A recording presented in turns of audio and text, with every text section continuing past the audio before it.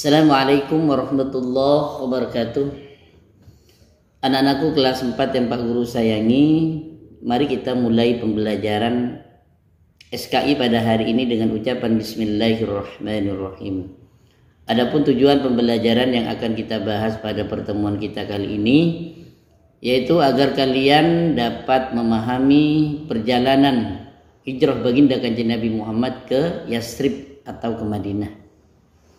Begitu besar semangatnya beliau dan tidak pernah mengenal lelah, rasa putus asa dalam memperjuangkan agama Allah. Oleh karena itu Pak Guru berharap kalian dapat meneladani kehebatan beliau dalam menegakkan agama Allah Subhanahu wa taala, sehingga kalian semua diakui sebagai umat baginda Kanjeng Nabi Muhammad sallallahu alaihi wasallam.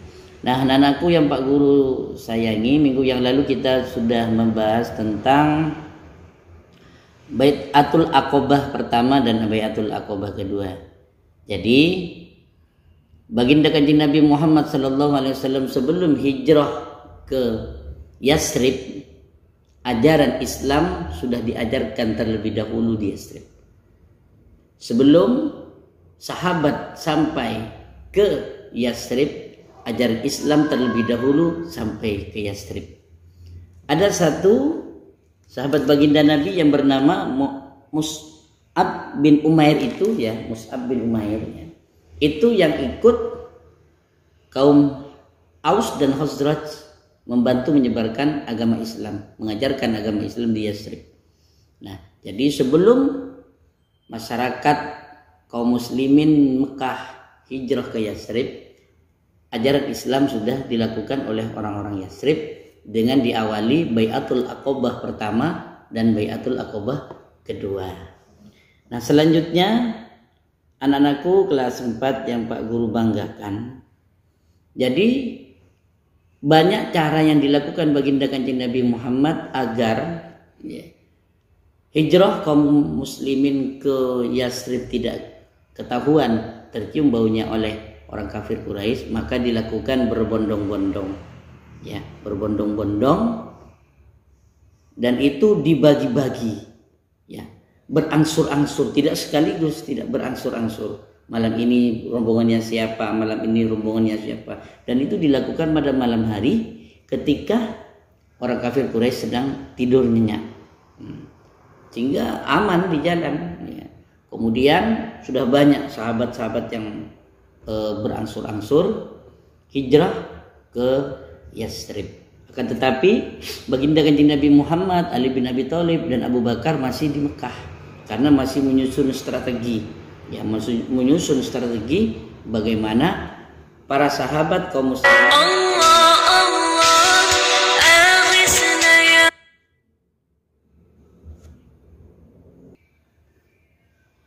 Jadi anak-anakku kelas 4 yang Pak Guru sayangi, baginda Kanjeng Nabi Muhammad tidak hijrah ke Madinah terlebih dahulu, akan tetapi yaitu lebih mengutamakan sahabat-sahabatnya terlebih dahulu hijrah ke Madinah berangkat. Yang di situ masih ada Ali bin Abi Thalib dan juga Abu Bakar dan beberapa sahabat yang lain yang masih ada di Mekah untuk menyusun strategi berikutnya. Nah, akan tetapi hal itu terdengar bau, berita itu terdengar orang-orang kafir Quraisy bahwa banyak kaum muslimin yang hijrah ke Madinah, sehingga mereka berprediksi bahwa Nabi Muhammad juga akan hijrah ke Madinah. Oleh karena itu mereka sepakat akan menangkap baginda Kanjeng Nabi Muhammad dalam keadaan hidup atau mati, sehingga membuat di situ ada pengumuman barang siapa yang bisa menangkap baginda Nabi Muhammad baik dalam keadaan hidup atau mati akan mendapatkan hadiah. Itu yang dilakukan oleh orang kafir Quraisy. Bahkan ketika itu sehingga karena ketahuan bahwa baginda Kanjeng Nabi Muhammad akan juga hijrah ke Madinah, sehingga rumah baginda Nabi dikepung pada malam hari, kemudian dikepung sehingga baginda Nabi memerintahkan kepada Ali bin Abi Thalib untuk menempati tempat tidur baginda Nabi, menempati tempat tidur baginda Kanjeng Nabi Muhammad. Nah, akan tetapi walaupun itu berbahaya, risiko, ya. Coba bayangkan baginda Kanjeng Nabi Muhammad akan dibunuh oleh orang kafir. Dan Ali yang disuruh menempati tempat tidurnya. Tapi karena Ali cinta kepada Nabi, sehingga walaupun itu berbahaya, mengancam nyawanya, Ali tetap melaksanakan itu. Sehingga Ali dikenal dengan orang yang menjadi fida, menjadi pengganti baginda Kanjeng Nabi Muhammad yang akan dibunuh oleh orang kafir Quraisy. Nah, setelah itu walaupun dikepung, baginda Kanjeng Nabi Muhammad keluar dari rumahnya tenang-tenang saja, ditaburi pasir. Ada yang mengatakan ahli sejarah ditaburi pasir dengan membaca surat Yasin, seperti yang waja'alna min baini aydihim sadda wa min khalfihim saddam fanshaynahum fahum la yubsirun. Jadi di depan, di belakang, samping, kiri, kanan itu dibangun benteng oleh Allah, ditutup oleh Allah, ada aling-aling oleh Allah, ada penghadang, ya. Fanshaynahum, mereka tidak melihat bahwa Nabi Muhammad itu keluar dari rumah. Fahum la yubsirun, mata ditutup dan sehingga tidak bisa melihat apapun.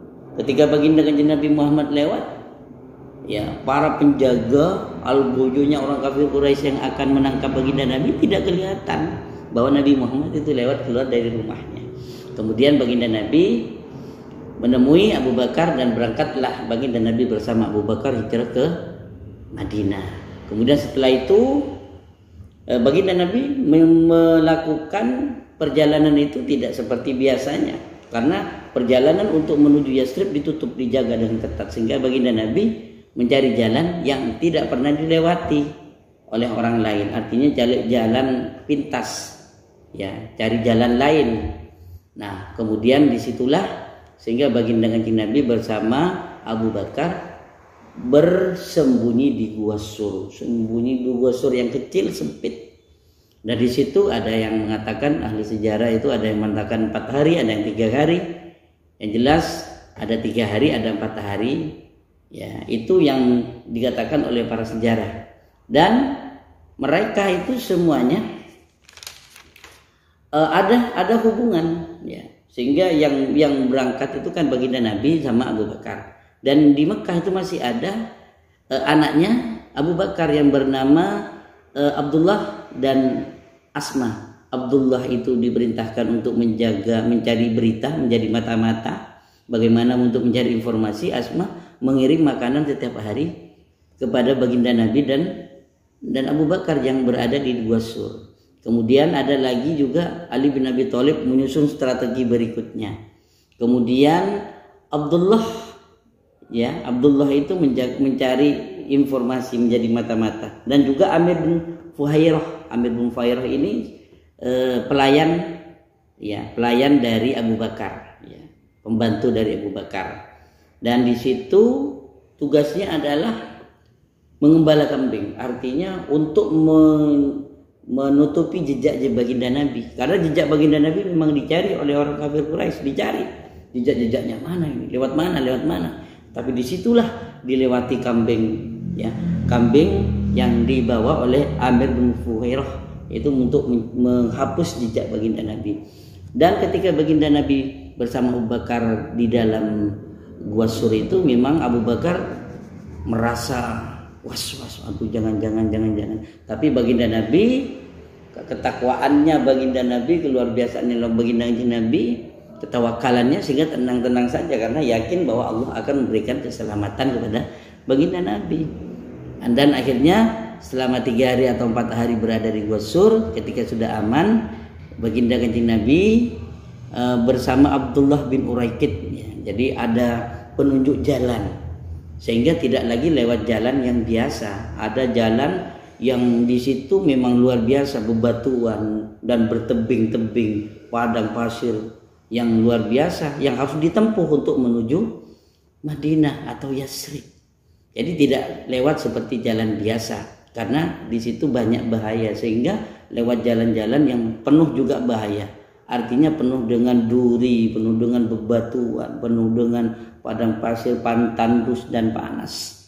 Tapi itu demi menegakkan agama Allah, sehingga baginda Nabi selama kurang lebih di situ perjalanan 1 minggu. Ada yang mengatakan 6 hari, ada yang mengatakan 7 hari. perjalanan dari Mekah di Gua Sur itu menuju ada yang namanya di situ Kubah ya, di situ Kubah. Kubah ini belum masuk Yastrib, masih belum ya. Sebelum masuk Yastrib ada daerah yang bernama Kubah.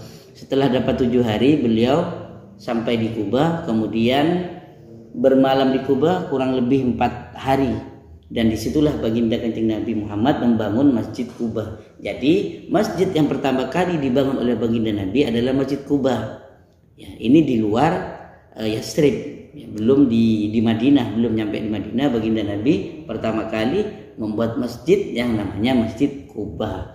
Kemudian setelah 4 hari beliau berangkat dari Kubah menuju yaitu suatu daerah ya, sampai di tempat yaitu Bani Salim bin Auf.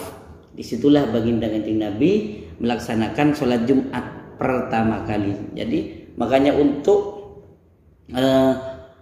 supaya sejarah itu ada ya, bahwa baginda Nabi sholat Jumat pertama di situ, sehingga disitulah dibangun masjid, di daerah itu dibangun masjid yang dinamakan dengan Masjid Jumu'ah, karena pernah pertama kali oleh dilakukan baginda Nabi yaitu sholat Jumat di sana, sehingga sekarang dinamakan Masjid Jumu'ah. Kemudian tepatnya pada tanggal 12 Rabiul Awal baginda Kanjeng Nabi sampai di Madinah. Ini luar biasa perjalanan yang begitu panjang, perjalanan yang begitu luar biasanya, risikonya, bahayanya, rintangannya, hambatannya luar biasa. Karena kegigihan baginda Kanjeng Nabi, kesabaran dan pantang menyerah dalam menegakkan agama Allah, sehingga sampai di Madinah dengan selamat. Dan alhamdulillah beda sekali dengan ketika baginda Nabi hijrah ke Taif.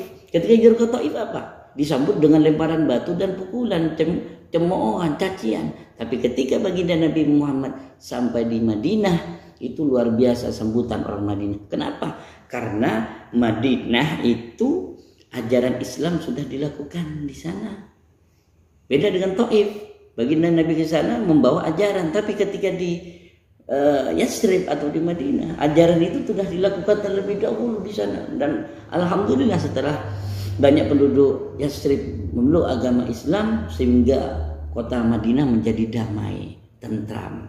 Sehingga yang namanya pertama yaitu Yastrib menjadi Madinatul Munawwarah, yaitu kota yang terang benderang ya. Madinah artinya kota, Munawwarah itu terang, bercahaya. Sehingga dengan masuknya agama Islam di Yastrib, dan bahkan di Yastrib itu baginda Nabi disambut dengan syair yang luar biasa yang sering dikumandangkan. Qala al-badru alaina min saniyatil wada ila akhiri. Itu kalian sudah hafal semuanya. Disanjung wahai ya kedatangan sang bulan purnama ya, tala'al badru, kedatangan baginda Kanjeng Nabi seperti bulan purnama yang luar biasa yang terbit dari belahan-belahan, celahan-celahan bukit dan sebagainya. Disambut dengan isak tangis bahagia yang menyambut baginda Kanjeng Nabi di Yastrib. Kemudian baginda Nabi sehingga banyak rebutan. Ayo Nabi di rumah saya, di rumah saya, di rumah saya, rebutan semuanya. Kalau ketika di Taif dilempari batu, pukul, tapi ketika berada di Yastrib semua merebut, di rumah saya, di rumah saya.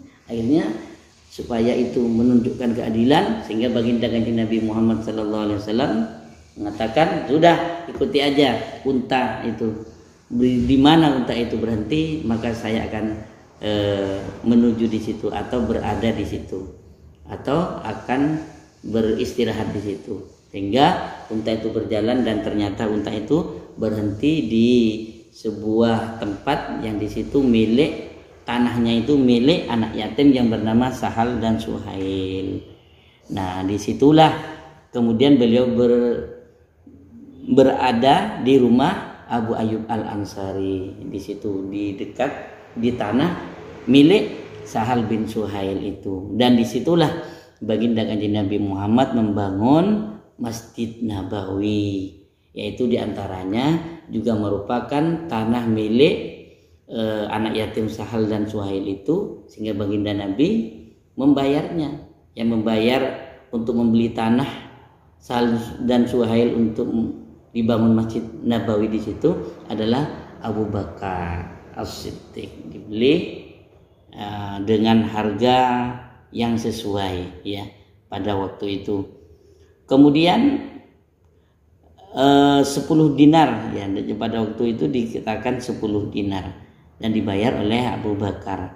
Dan sedangkan tanah milik As'ad bin Zurrah itu diwakafkan kepada baginda Nabi, diwakafkan untuk dibangunlah Masjid Nabawi. Dan disitulah awal baginda kanjeng Nabi Muhammad ya awal melakukan perjalanan dari Mekah menuju Madinah. Sungguh luar biasa, dari Mekah ke Madinah jalan kaki, luar biasa.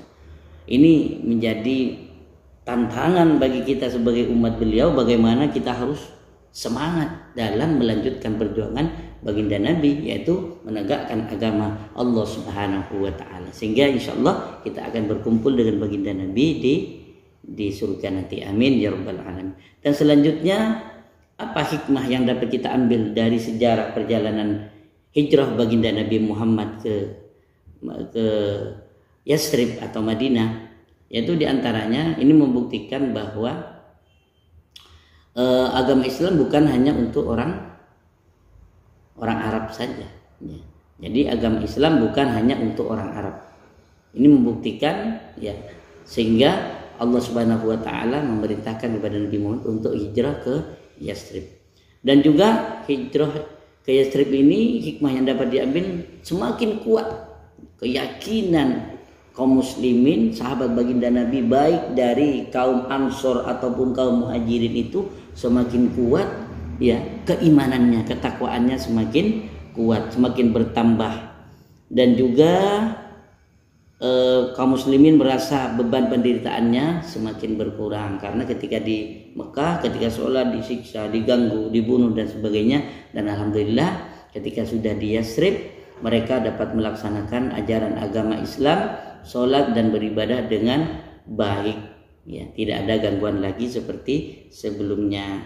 Dan ini juga menunjukkan dengan adanya hijrah ini bahwa Islam termasuk agama rahmatan lil alamin. Dikatakan rahmatan lil alamin, membawa rahmat kepada seluruh alam.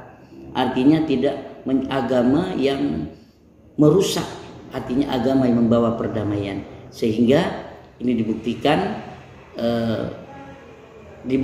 bahwa baginda kanjeng Nabi Muhammad diterima oleh penduduk Yathrib dengan baik. Dan disitulah awal sejarah perkembangan Islam semakin kuat, yaitu di kota Yathrib atau sekarang dikenal dengan Madinatul Munawwarah. Nah, anak-anakku kelas 4 yang Pak Guru sayangi, ini materi terakhir yang dapat Pak Guru sampaikan kepada kalian semuanya. Dan minggu depan kita akan terus membahas soal-soal yang ada, dan kalian nanti bisa mengisi soal-soal itu sesuai dengan panduan Pak Guru. Kita bahas bareng-bareng soal-soal di LKS nanti untuk mempersiapkan kalian untuk menghadapi ujian semester akhir atau ujian kenaikan kelas. Dan mudah-mudahan ini banyak manfaatnya. Amin ya rabbal alamin. Sekian dari Pak Guru. Pak Guru akhiri dengan ucapan alhamdulillahirabbil alamin. Wallahul muwaffiq ila aqwamit thoriq. Wassalamualaikum warahmatullahi wabarakatuh.